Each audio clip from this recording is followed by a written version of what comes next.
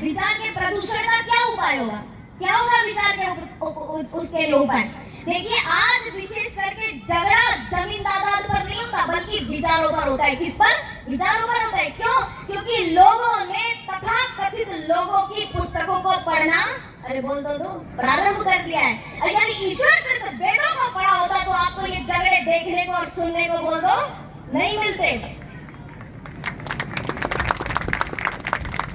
इसीलिए अच्छी शिक्षा का ग्रहण करना चाहिए। और मेरी माताओं, विशेषकर से आपसे कह दूं कि आप ऋषि दयानंद की संस्कार विधि को अवश्य पढ़ना और अपनी संतान को 16 संस्कारों से निर्माण करना। अच्छा, क्या लिखते हैं संस्कार विधि में ऋषि दयानंद सरस्वती?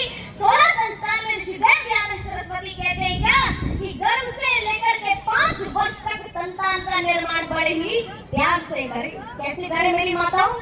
प्यार से, प्रेम पूर्वक करे। 5 से लेकर के 8 वर्ष तक संतान का निर्माण कठोर अनुशासन और फटकार से करे। और 8 से लेकर के जब बच्चा 15 वर्ष का हो जाए तो संतान का निर्माण मित्रवत व्यवहार से करे। अगर बेटी हो तो माता सखी बन जाए और यदि पुत्र हो तो पिता मित्र बन जाए। अच्छा, फिर बच्चों को बाहर जाकर के मित्र ढूंढने की आवश्यकता पड़ेगी क्या?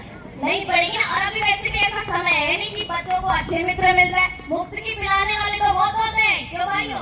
मुफ्त की पिलाने वाले बहुत होते हैं, पर बच्चा जब गलत रास्ते पर चला जाता है तब पश्चाताप के सिवाय और कोई मार्ग हमारे पास नहीं होता। इसीलिए आप अपने संतान के मित्र बन जाएं और 16 संस्कार से अपनी संतान का निर्माण करें। लेकिन मैं यहाँ पर क्या कहती हूँ? मैं तो कहती हूँ कि वे माता पिता अपने बच्चों के लिए शत्रु के समान है। कौन से माता पिता? जिन्होंने अपने बच्चों को अच्छी शिक्षा नहीं दी। और इसी कारण से अनपढ़ बालक विद्वानों के समूह में इसी प्रकार से अपमानित होता है जिस प्रकार से हंसों के झुंड में एक बगुले की स्थिति होती है। शिक्षाहीन मनुष्य बिना पूछ के जानवर के समान होता है। इसीलिए मनुष्य का अब माता पिता का कर्तव्य बनता है कि वो अपने बच्चे को किस दिशा में लेकर के जाए। भले ही आने वाला कल तुम्हें ना दिखाई दे, लेकिन अपने संतान का निर्माण तुम्हारे हाथ में होता है कि तुम्हें अपनी संतान को किस दिशा में लेकर के जाना है।